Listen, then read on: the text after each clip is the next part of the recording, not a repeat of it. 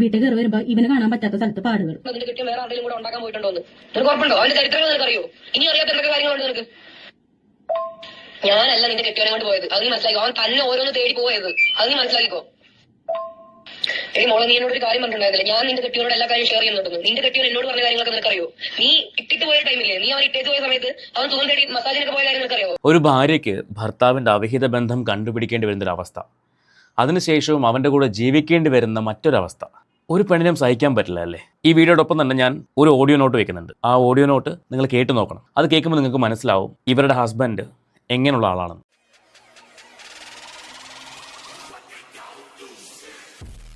കഴിഞ്ഞ 2 ദിവസം മുൻപാണ് നമ്മൾ കേട്ടത്, ഭർത്താവിൻ്റെ പീഡനം സഹിക്കാൻ പറ്റാതെ അതുല്യ എന്ന് പറയുന്ന പെൺകുട്ടി ആത്മഹത്യ ചെയ്തു. ശരിക്കും അത് ആത്മഹത്യയാണെന്ന് ഞാൻ ഇപ്പോഴും വിശ്വസിക്കുന്നില്ല. അതൊരു കൊലപാതകം തന്നെയാണെന്നാണ് എനിക്ക് തോന്നുന്നത്. ഇതെൻ്റെ കാഴ്ചപ്പാടാണ്. എന്തുകൊണ്ടാണ് ഈ പെൺകുട്ടികൾ ആത്മഹത്യയ്ക്ക് വേണ്ടി ശ്രമിക്കുന്നത് അല്ലെങ്കിൽ ആത്മഹത്യ ചെയ്യുന്നത്? ഭർത്താവിൽ നിന്ന് വേണ്ട സംരക്ഷണം കിട്ടാതെ വരുമ്പോൾ വീട്ടുകാരിൽ അഭയം തേടും. വീട്ടുകാരിൽ അഭയം തേടുമ്പോഴേക്കും അവരും പറയുന്നത് എന്തായിരിക്കും? നീ അഡ്ജസ്റ്റ് ചെയ്യുക, നീ ഒന്ന് സഹിക്കുക, കുട്ടിയായി പോയില്ലേ, തിരിച്ചു വന്നു കഴിഞ്ഞാൽ നാണക്കേടല്ലേ, നാട്ടുകാരെന്ത് പറയും? ഇതെല്ലാം കേട്ട് കേട്ട് കേട്ട് കേട്ട് സഹിക്കാൻ പറ്റാതെ വരുമ്പോൾ ഈ പെൺകുട്ടികൾ കയറി ആത്മഹത്യ ചെയ്യും. ഇവിടുത്തെ ഒരു പെൺകുട്ടി, അവൾ കല്യാണം കഴിച്ചു, ഒരു കുട്ടി ജനിച്ചു. അതിനുശേഷം ഹസ്ബൻഡിൻ്റെ അവിഹിത കഥകൾ അവൾ അറിയുന്നു. ബന്ധുക്കളോട് പറഞ്ഞു, ആരും കേൾക്കുന്നില്ല. പോലീസിനെ അറിയിച്ചു, അവർ മൈൻഡ് ചെയ്യുന്നില്ല. ഒടുവിൽ അവൾ നിവർത്തികെട്ട് സോഷ്യൽ മീഡിയയുടെ മുന്നിൽ വന്ന് അവളുടെ സങ്കടം പറയുകയാണ്. ഈ കുട്ടിയുടെ പേര് അഞ്ജലി എന്നാണ്. അഞ്ജലിയുടെ ഹസ്ബൻഡ് ലിൻഡോ ഒരു ജിം ട്രെയിനറാണ്, ജിം നടത്തുന്ന ഒരാളാണ്. അഞ്ജലിയുടെ ഇൻസ്റ്റാഗ്രാം പേജിൽ ആ ജിമ്മിൻ്റെ ഇനാഗുറേഷനും ഈ 100 മെമ്പേഴ്സൊക്കെ കഴിയുമ്പോൾ വരുന്ന ഫംഗ്ഷനും ഒക്കെ ഉണ്ട്. നമുക്കെന്തായാലും എന്താണ് അഞ്ജലിയുടെ ലൈഫിൽ സംഭവിച്ചത് നമുക്കൊന്ന് കേട്ടു നോക്കാം. അത് 2020 ഒക്ടോബർ 11 ഞങ്ങളുടെ ലവ് മാരേജ് ആണ്. ലവ് മാരേജ് എന്ന് പറയുന്നത് ഇവരുടെ വീട്ടുകാർ പറഞ്ഞാൽ ഞങ്ങൾ +2 മുതൽ ഇഷ്ടത്തിലാണ് അങ്ങനെയൊക്കെയാണ്. അല്ല, ഞങ്ങൾ ഡിഗ്രിയിൽ ഒരുമിച്ച് പഠിച്ചതാണ്. അതൊരു 1 ഇയർ ആണ് അവൻ അവിടെ ഉണ്ടായിരുന്നുള്ളൂ. 1 ഇയർ ഡിഗ്രിക്ക് ഉണ്ടായിരുന്നു. ആ സമയത്ത് ഒരു ഹായ് പോലും പറഞ്ഞിട്ടില്ല. ഞങ്ങൾ തമ്മിൽ കണ്ടിട്ടുണ്ടെന്നല്ലാണ്ട് ഞങ്ങൾ തമ്മിൽ സംസാരിക്കുക കാര്യങ്ങളൊന്നും ഞങ്ങൾ ചെയ്തിട്ടില്ല. അത് ഞങ്ങളുടെ കൂടെ പഠിച്ചവർക്ക് അറിയാവുന്ന കാര്യമാണ്. ബികോമിൽ 1 ഇയർ ഉണ്ടായിരുന്നു. ബികോമിൽ 1 ഇയർ പഠിച്ചു കഴിഞ്ഞിട്ട് അവൻ ഡ്രോപ്പ് ഔട്ട് ചെയ്ത് പോയി. ഒരു കൊല്ലം കഴിഞ്ഞപ്പോൾ അവൻ നിർത്തിപ്പോയി. ഞാൻ ബികോം കംപ്ലീറ്റ് ചെയ്തു. അത് കഴിഞ്ഞിട്ട് ഞാൻ ഇൻഫോ പാർക്കിൽ ജോലിക്ക് കയറിയിട്ടുണ്ടായിരുന്നു. അതിനുശേഷം ഞാൻ അക്കൗണ്ടന്റ് ആയിട്ട് എറണാകുളത്ത് നോർത്തിൽ ഒരു കൊറിയർ ഓഫീസിൽ വർക്ക് ചെയ്യുന്ന സമയത്താണ് ഇവന്റെ ഒരു റീൽ കാണുന്നത്. അന്ന് ടിക്ടോക്ക് ഉണ്ട്. അപ്പോൾ റീൽ കണ്ടിട്ട് അന്ന് മെസ്സേജ് ഇട്ടിട്ടാണ് പരിചയപ്പെട്ട് പ്രപ്പോസ് ചെയ്തു. ഞാൻ വീട്ടിൽ ഇങ്ങനെ പറഞ്ഞു, ഒരു പ്രപ്പോസൽ വന്നിട്ടുണ്ടെന്ന് അവർ കാര്യം പറഞ്ഞു. ഞാൻ നോക്കിയപ്പോൾ നല്ല സ്വഭാവമുള്ള ഒരാളായിരുന്നു, ജോലി ഉണ്ടായിരുന്നു, വേറെ കുടിയും വലിയ കാര്യങ്ങളൊന്നുമില്ല, പെരുമാറാനൊക്കെ നല്ലതായിരുന്നു. അങ്ങനെ ഒരു രീതിക്കാണ് പ്രപ്പോസൽ മുന്നോട്ട് കൊണ്ടുപോയി കഴിഞ്ഞ് ഒരു 6 മാസം കഴിഞ്ഞ സമയത്താണ് ഫസ്റ്റ് ലോക്ക്ഡൌൺ വരുന്നത്. ലോക്ക്ഡൌൺ വന്ന സമയത്ത് ഞാൻ ജോലി വിട്ടിട്ട് വീട്ടിലേക്ക് വന്നു. വീട്ടിൽ വന്ന സമയത്ത് ഇങ്ങനെ മാരേജ് പ്രപ്പോസൽ ഇവന്റെ പറഞ്ഞു. എൻ്റെ വീട്ടുകാർക്ക് താല്പര്യം ഉണ്ടായിരുന്നില്ല. എൻ്റെ വീട്ടുകാർക്ക് താല്പര്യമില്ലാണ്ട് അവർ എൻ്റെ ഒരു ഇഷ്ടം എന്നുള്ള രീതിക്ക് ഞാൻ നോക്കിയപ്പോഴും വലിയ പ്രശ്നമൊന്നുമില്ല, നല്ല സ്വഭാവമാണ്, ജോലിയുണ്ട്, വേറെ നമ്മൾ പ്രത്യക്ഷത്തിൽ നോക്കുമ്പോൾ വേറെ പ്രശ്നങ്ങളൊന്നുമില്ല. അപ്പോൾ എൻ്റെ വീട്ടുകാർ എൻ്റെ നിർബന്ധത്തിനാണ് ആ കല്യാണം നടത്തി തന്നത്. ഓക്കെ, അങ്ങനെ എൻ്റെ കല്യാണം കഴിഞ്ഞ് ഞാൻ അവൻ്റെ വീട്ടിൽ ചെന്ന് കഴിഞ്ഞ സമയത്ത് ഒരു 2 മാസത്തിനുള്ളിൽ ഞാൻ അറിഞ്ഞ കാര്യങ്ങൾ എനിക്കതെങ്ങനെ പറഞ്ഞു തരണം എനിക്കറിയില്ല. ശരിക്കും പറഞ്ഞാൽ അഞ്ജലി പറയുന്നത് അഞ്ജലിയുടെ ലവ് മാരേജ് ആയിരുന്നു. പക്ഷേ വീട്ടുകാരോടും കൂടെ സംസാരിച്ചതിന് ശേഷം വീട്ടുകാർക്ക് താല്പര്യമില്ലായിരുന്നുവെങ്കിലും അഞ്ജലിയുടെ ഒരു ഇഷ്ടപ്രകാരം നടത്തിക്കൊടുത്തൊരു വിവാഹമാണ്. ഒരാളെ സ്നേഹിക്കുക, വിവാഹം കഴിക്കുക ഒന്നും തെറ്റല്ല. അപ്പോൾ ചോദിക്കും, ഇവൻ്റെ സ്വഭാവം നേരത്തെ അറിഞ്ഞില്ലേന്ന് ചോദിക്കും. സ്നേഹിക്കുമ്പോൾ ഒരാളുടെ പ്ലസ് മാത്രമേ കാണുള്ളൂ, അല്ലെങ്കിൽ കാണാൻ ശ്രമിക്കുകയുള്ളൂ. സ്നേഹിക്കുന്ന ആളാണെങ്കിൽ പോലും അവരുടെ നെഗറ്റീവുകളോ അല്ലെങ്കിൽ അവരുടെ ചുറ്റുപാട് നടക്കുന്ന മോശം വശങ്ങളൊന്നും പുറത്ത് കാണിക്കത്തില്ല. അതുപോലെ തന്നെ ഇവിടെ ലിൻഡോയുടെ നല്ല വശങ്ങൾ മാത്രം അഞ്ജലിയെ അറിയിച്ചുകൊണ്ടിരുന്നു. പക്ഷേ കല്യാണം കഴിഞ്ഞ് അഞ്ജലി ലിൻഡോയുടെ വീട്ടിലോട്ട് ചെന്നതിന് ശേഷമാണ് എന്താണ് ലിൻഡോയുടെ ഫാമിലി എന്നൊക്കെ അഞ്ജലി മനസ്സിലാക്കുന്നത്. അതാണ് ഇനി പറയാൻ പോകുന്നത്. കേട്ടു നോക്കൂ, നമ്മൾ ഞെട്ടിപ്പോവും. ഒരു കുടുംബം ഇങ്ങനെയായിട്ടും പോലീസ് അവർക്കെതിരെ എന്ത് ചെയ്തു, ഇതൊന്നും എന്തുകൊണ്ട് അഞ്ജലി അറിയാതെ പോയി? ഞാൻ ചിന്തിച്ച കാര്യങ്ങൾ അതൊക്കെയാണ്. എന്താണ് ലിൻഡോയുടെ ഫാമിലി, അവിടെ എന്താണ് സംഭവിച്ചത്, അത് അഞ്ജലി പറയുന്നുണ്ട്. കേട്ടു നോക്കാം. അതായത് കല്യാണം കഴിഞ്ഞ് ചെന്ന സമയത്താണ് ഞാൻ അറിയുന്നത് ഇവന്റെ അമ്മയ്ക്ക് മെന്റലാണ്. മെന്റൽ എന്ന് പറഞ്ഞു കഴിഞ്ഞാൽ മെന്റലിന്റെ മെഡിസിൻ കഴിക്കുന്ന ആളാണ്. ആൾക്ക് മെന്റൽ ഇളകി കഴിഞ്ഞ ആൾ കരയ്ക്ക് ചുറ്റും കിടന്ന് ഓടും, നട്ടുച്ചയ്ക്ക് പുറത്തേക്ക് ഇറങ്ങി നിന്ന് സൂര്യഭഗവാനെ നോക്കി പ്രാർത്ഥിക്കും എന്നൊക്കെ സംഭവങ്ങളാണ് ഞാൻ അറിയുന്നത്. അതിനുശേഷം പിന്നെ അറിഞ്ഞത് ഇവരുടെ 2 വീട് അപ്പുറത്താണ് ഇവന്റെ അമ്മയുടെ അപ്പനമ്മയും താമസിക്കുന്നത്. ഓക്കെ, അതിൽ ഇവരുടെ അപ്പാപ്പൻ എന്ന് പറയുന്ന വ്യക്തി 2 പെൺകുട്ടികളെ പീഡിപ്പിച്ച് കൊന്നതിന്, അതായത് പീഡിപ്പിച്ച് ചത്ത ശവത്തിനെ പോലും പീഡിപ്പിച്ച ഒരു വ്യക്തിയാണ്. അതിന് ജയിലിൽ കിടന്നിട്ടുള്ള ആളാണെന്നാണ് പിന്നെ ഞാൻ അറിയുന്നത്. ഇവന്റെ ചേട്ടൻ എന്ന് പറയുന്നത് പോസ്കോ കേസിൽ പ്രതിയാണ്. ഇവന്റെ ചേച്ചി ഇവന്റെ ചേട്ടൻ ഇപ്പം എന്ത് ചെയ്താലും കുഴപ്പമില്ല എന്നുള്ള രീതിക്ക് ജീവിച്ചു പോകുന്ന ഒരാളാണ്. ഇവർ പറയും അവർ തമ്മിൽ ഇപ്പം എന്ത് പ്രശ്നം ഉണ്ടെങ്കിലും ചേട്ടനും ചേച്ചി സുഖമായിട്ടല്ല ജീവിക്കണം എന്നുള്ളത്. സ്വന്തം ഭർത്താവ് ആരുടെ കൂടെ പോയി കിടന്നാലും കുഴപ്പമില്ലാത്ത ആൾക്കാർക്ക് അന്തസ്സായിട്ട് ജീവിക്കാൻ പറ്റും. എനിക്ക് അതിന് പറ്റില്ലായിരുന്നു. ഈ ഒരു 2 മാസത്തിനുള്ളിൽ ഞാൻ അറിഞ്ഞ കാര്യങ്ങൾ ഇതൊക്കെയാണ്. ഞാൻ എന്ത് ചെയ്യും? ഒന്നാമത്തെ ലവ് മാരേജ്, വീട്ടുകാർക്ക് താല്പര്യമില്ലാണ്ട് കെട്ടിയൊരു കല്യാണം. നമുക്ക് ചിന്തിക്കാവുന്ന കാര്യമേ ഉള്ളൂ. കല്യാണം കഴിഞ്ഞ് ചെന്ന് കയറുന്ന വീട്ടിൽ ഉള്ള സാഹചര്യം, അമ്മായിയമ്മയ്ക്ക് മെൻ്റലാണെന്ന് പറയുന്നു. ഇതെല്ലാം അഞ്ജലി പറയുന്ന അറിവുകളാട്ടോ. ചേട്ടൻ പ്രായപൂർത്തിയാവാത്ത പെൺകുട്ടികളെ പീഡിപ്പിച്ച കേസിലെ പ്രതി, അച്ഛൻ്റെ അച്ഛൻ ഇതുപോലെ തന്നെ 2 പെൺകുട്ടികളെ പീഡിപ്പിച്ച് കൊന്ന കേസിലെ പ്രതി എന്ന് പറയുന്നു. ഇത് കേൾക്കുന്ന കയറി ചെല്ലുന്ന പെൺകുട്ടിയുടെ ഒരു മാനസികാവസ്ഥ. എന്നിട്ടും ആ കുട്ടി അവിടെ പിടിച്ചു നിൽക്കാൻ ശ്രമിക്കുന്നുണ്ട്. പക്ഷേ അതിനുശേഷം ഇവരുടെ ഹസ്ബൻഡായ ലിൻഡോ നടത്തുന്ന ജിമ്മിൽ നടക്കുന്ന അവിഹിത കഥകൾ അഞ്ജലി അറിയുന്നു. വിത്ത് പ്രൂഫ് അഞ്ജലിയുടെ കയ്യിൽ കിട്ടുന്നു. ആ പെൺകുട്ടി എങ്ങനെ സഹിച്ചു പിടിച്ചു നിൽക്കും? അവൾ ഡിവോഴ്സിന് ഫയൽ ചെയ്തു. നോട്ടീസ് വന്നപ്പോൾ തന്നെ ലിൻഡോ വന്ന് കൈയും കാലും പിടിച്ചിട്ട് തിരിച്ച് അഞ്ജലിയെ വീട്ടിൽ കൊണ്ടുവന്നു. നിരന്തര ഉപദ്രവം. ഇതെല്ലാം സഹിച്ച് ആ കുട്ടി പോലീസ് സ്റ്റേഷനിൽ പറഞ്ഞു.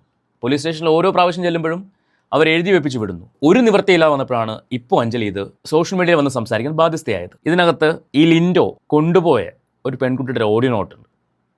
അതാണ് ഈ വീഡിയോയിൽ ആദ്യം നിങ്ങൾ കേട്ടത്. അത് ഫുള്ളായിട്ടൊന്ന് കേട്ട് നോക്കണം. ഇതുപോലെ ഓരോ കുട്ടികളുമായിട്ടും ഇയാൾക്ക് ബന്ധമുണ്ടെന്നാണ് പറയുന്നത്. അതൊന്ന് കേൾക്കാം. വീട്ടിൽ കയറി വരുമ്പോ ഇവന് കാണാൻ പറ്റാത്ത സ്ഥലത്ത് പാടുകൾ. അതിന്റെ കെട്ടിയ വേറെ ആരെങ്കിലും കൂടെ ഉണ്ടാക്കാൻ പോയിട്ടുണ്ടോ എന്ന് നിനക്ക് ഉറപ്പുണ്ടോ? അതിന്റെ ചരിത്രങ്ങൾ നിനക്ക് അറിയോ? ഇനി അറിയാത്ത എന്തൊക്കെ കാര്യങ്ങളുണ്ട് നിനക്ക്? ഞാനല്ല നിന്റെ കെട്ടിയവനെ കൊണ്ട് പോയത്, അത് നീ മനസ്സിലാക്കിക്കോ. അവൻ തന്നെ ഓരോന്ന് തേടി പോയത്, അത് നീ മനസ്സിലാക്കിക്കോ. മോളെ, നീ എന്നോട് ഒരു കാര്യം പറഞ്ഞിട്ടുണ്ടായിരുന്നില്ല, ഞാൻ നിന്റെ കെട്ടിയോട് എല്ലാ കാര്യം ഷെയർ ചെയ്യുന്നുണ്ടെന്ന്. നിന്റെ കെട്ടിയോൻ എന്നോട് പറഞ്ഞ കാര്യങ്ങളൊക്കെ നിനക്കറിയോ? നീ ഇട്ടിട്ട് പോയ ടൈമില്ലേ, നീ അവൻ ഇട്ടേക്ക് പോയ സമയത്ത് അവൻ സുഖം തേടി മസാജിനൊക്കെ പോയ കാര്യം നിനക്കറിയോ? എന്നിട്ട് നീ എന്നെ വെടി വിളിക്കും. നിന്റെ കെട്ടിയോനല്ലേ നീ വിളിക്കേണ്ടത്? എടി, അവൻ നിന്നോട് പറഞ്ഞിട്ടുണ്ടായിരുന്നില്ലേ എനിക്ക് ജിമ്മിൽ വേറെ കുറെ അഫയർ ഉണ്ടെന്ന്? എടി, എനിക്കല്ലേ അഫയർ ഉള്ളത്, നിന്റെ കെട്ടിയോൻ തന്നെ അഫയർ ഉള്ളത്. നീ അവനോട് ചോദിക്കടി, അവനോട് ചോദിച്ചു മനസ്സിലാക്കുക. അവൻ എത്ര അഫയർ ഉണ്ടെന്ന് ചോദിച്ചു നോക്ക്. അവൻ ഇതിന് മുന്നിലുള്ള ബന്ധങ്ങൾ ഏതൊക്കെയായിരുന്നു നീ ചോദിച്ചു നോക്ക്. ശരിക്കും ആ ജിമ്മ് അടച്ചുപൂട്ടേണ്ടതല്ലേ? ആ ജിമ്മിൻ്റെ മറവിൽ നടക്കുന്നത് അപ്പോൾ എന്താണ്? ഇതൊക്കെ പോലീസ് അന്വേഷിക്കേണ്ട വിഷയങ്ങളാണ്. ഒരു പെൺകുട്ടിയുടെ ജീവിതം തകർത്തുകൊണ്ട് ഒരുത്തൻ കാണിക്കുന്ന പേക്കൂത്തുകൾ. നേരത്തെ ഞാൻ പറഞ്ഞ ഓഡിയോ, ഈ അഞ്ജലി ഇവൻ്റെ കള്ളക്കളികൾ കണ്ടുപിടിച്ചിട്ട് അതും ഇവൻ മനസ്സിലാക്കിയപ്പോൾ ഇവൻ അഞ്ജലിയെ വിളിക്കുന്ന ചീത്തയാണ്, തെറിയാണ്. അത് നിങ്ങളൊന്ന് കേട്ട് നോക്കണം. ഞാൻ തെറി ഭാഗം ഞാനൊന്ന് മ്യൂട്ട് ചെയ്യും, ബാക്കി ഭാഗം മാത്രമായിരിക്കും കേൾക്കുന്നത്. അപ്പോൾ എത്രമാത്രം തെറിയാണ് ഇവൻ ആ കുട്ടീനെ വിളിക്കുന്നതെന്ന് ആലോചിക്കണം. ഒടുവിൽ ഇവൻ കരയുന്നുണ്ട്, ഇത് ആർക്കും നീ അയച്ചു കൊടുക്കരുത് എന്നൊക്കെ പറഞ്ഞിട്ട്. അതൊന്ന് കണ്ടു നോക്കാം. ഞങ്ങൾ ഡിവോഴ്സ് ഫയൽ ചെയ്തത് അന്ന് ഞാൻ പറഞ്ഞത് അത്ര വലിയ തെറ്റാണ് എന്നുണ്ടെങ്കിൽ പിന്നെ എന്തിനാണ് ഇവൻ ഡിവോഴ്സ് ക്യാൻസൽ ചെയ്ത് കൊണ്ടുവന്നത്? ഇത് അവൻ എടുത്ത ഓയോ, ഇത് രജിസ്റ്റർ ബുക്ക്,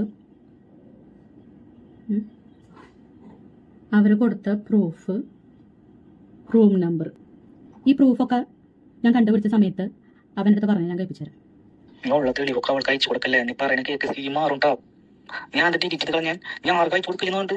അവൻ നിനക്ക് എന്തിനു കേസ് പോണത് അങ്ങനെയല്ല, എന്തൊന്നും നോക്കില്ല. നിനക്ക് ലീഗൽ സൈഡ് അറിയില്ല. നീ കേസ് കൂടെ വിട്ടോ? നീ കേസ് കൂടെ വിട്ടോ? നീ ദയവ് ചെയ്ത് എന്നോ വിട്ടോ, എന്നാലും പ്രശ്നമില്ല. ഇതില് എന്നെ ഇതാക്കരുത് ദയവ് ചെയ്ത്. എന്റെ പൊന്നുമോളെ, എന്ത് ചെയ്താലും അത് റേപ്പാണ്. കേറിയൊന്നും മേത്ത് തൊട്ടാൻ അത് കേസായി, അത് റേപ്പാ. മനസ്സിലായല്ലോ? അവൻ തന്നെ പറയുന്നുണ്ട് അവൻ കൊണ്ടുപോയ ഹോട്ടൽ റൂമിൻ്റെ ബില്ലുകളും റൂം ഏതാണെന്നൊക്കെ വരെ അഞ്ജലി കാണിക്കുന്നുണ്ട്. ഈ കുട്ടിക്ക് ഇതെല്ലാം കിട്ടിക്കഴിഞ്ഞു. അതിനുശേഷമുള്ള ഓഡിയോ ആണ് ഈ കേൾക്കുന്നത്.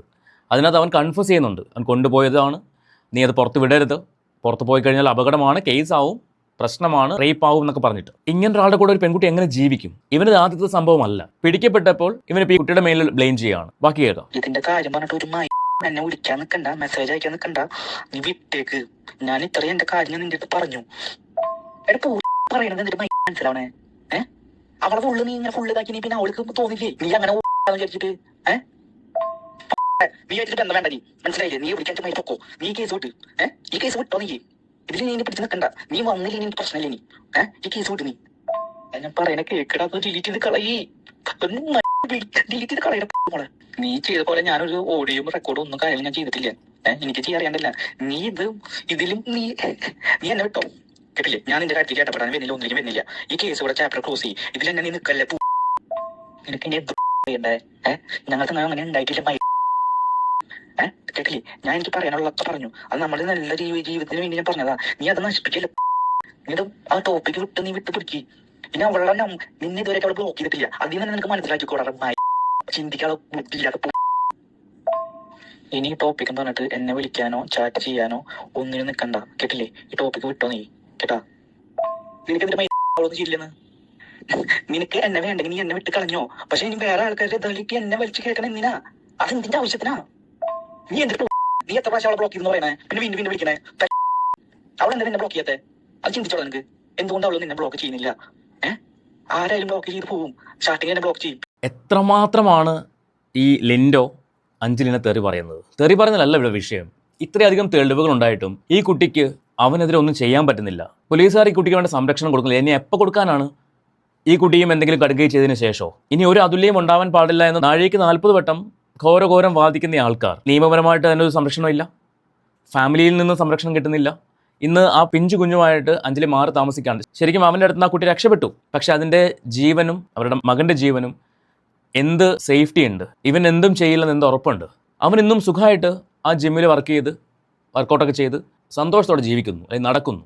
ഇവനെതിരെ ഒരു ചെറുവിരൽ അനക്കാൻ ആരും തയ്യാറാവുന്നില്ല. റിയാക്ഷൻ വീഡിയോ ചെയ്യുന്ന ആൾക്കാരിൽ പലരും അവൻ്റെ വീഡിയോ ഈ വിഷയം എടുത്ത് റിയാക്ട് ചെയ്തു. പക്ഷെ അതിൽ പലരും അത് ടേക്ക് ഡൗൺ ചെയ്തു. എന്തിനു വേണ്ടി, ആര് പറഞ്ഞിട്ട്, എന്ത് കാര്യത്തിന്? അപ്പോൾ അത്രയും പിടിപാടുള്ള വ്യക്തിയാണ് ലിൻഡോ എന്ന് നമുക്ക് വേണമെങ്കിൽ മനസ്സിലാക്കാം. ഈ ഒരു പെൺകുട്ടി എന്ത് ചെയ്യണം? നാളത്തെ ഒരു അതുല്യം ആവണോ? ഇന്ന് സമൂഹം അവളെ ചേർത്ത് പിടിച്ചില്ല എന്നുണ്ടെങ്കിൽ ഉറപ്പായിട്ടും ഒരു വാർത്ത കേൾക്കാം, നാളെ ഇന്നത് സംഭവിച്ചെന്നുള്ളത്. സംഭവിച്ചതിന് ശേഷം ഹാഷ്ടാഗ് ഇട്ടിട്ട് കാര്യമില്ല.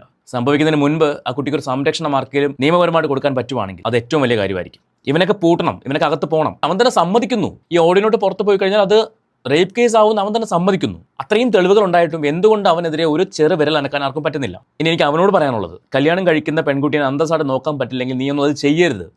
നിനക്കൊക്കെ പറഞ്ഞിട്ടുള്ള പണി വല്ലവളുമാരുടെയും കൂടെ പുറകെ പോകുന്നത് തന്നെയാണ്. വല്ലവളുമാരെയും കൊണ്ട് കറങ്ങി നടക്കുക, അവളുമാരെ ബാക്കി കാര്യങ്ങൾ ചെയ്യുക, മുന്നോട്ട് പോവുക. എന്തിനാണ് പെൺകുട്ടിയുടെ ജീവിതം നശിപ്പിക്കുന്നത്? നിനക്കും അവൾക്കും ഇഷ്ടപ്പെട്ട് കല്യാണം കഴിച്ചതല്ലേ, എന്നിട്ടൊരു കുട്ടീനെ ഉണ്ടായി കൊടുത്തു. ഇപ്പോൾ ചത്തൂടെ നിനക്കൊക്കെ? ഇതിലും പേര് അതാണ്. അഞ്ജലിക്ക് ഒരു യൂട്യൂബ് ചാനലുണ്ട്, അതിനകത്ത് ഏകദേശം 1 മണിക്കൂർ വരുന്ന ഒരു വീഡിയോ കിടപ്പുണ്ട്, കംപ്ലീറ്റ് കാര്യങ്ങളും പറഞ്ഞുകൊണ്ട്. അതിനകത്ത് കുറച്ച് ഭാഗം മാത്രമേ ഞാൻ വെച്ചിട്ടുള്ളൂ. നിങ്ങൾക്ക് താല്പര്യം ഉണ്ടെങ്കിൽ ആ ചാനലിൽ കയറി കാണാം എന്താണ് കുട്ടി അനുഭവിക്കുന്ന വിഷമങ്ങൾ. ഞാൻ വളരെ കുറച്ച് ഭാഗം മാത്രമേ വെച്ചിട്ടുള്ളൂ. എനിവേ, നിങ്ങൾക്ക് ഈ വിഷയമായിട്ട് നിങ്ങളുടെ അഭിപ്രായം എന്താണെന്ന് വെച്ചാൽ നിങ്ങൾ കമൻറ്റ് ചെയ്യണം. നിയമപരമായിട്ട് ആർക്കെങ്കിലും ആ കുട്ടിയെ സഹായിക്കാൻ പറ്റുവാണെങ്കിൽ അതും ചെയ്തു കൊടുക്കുക. നിങ്ങളുടെ അഭിപ്രായം കമൻറ്റ് ചെയ്യുക. നമുക്ക് മറ്റൊരു വീഡിയോ ആയിട്ട് വീണ്ടും കാണാം.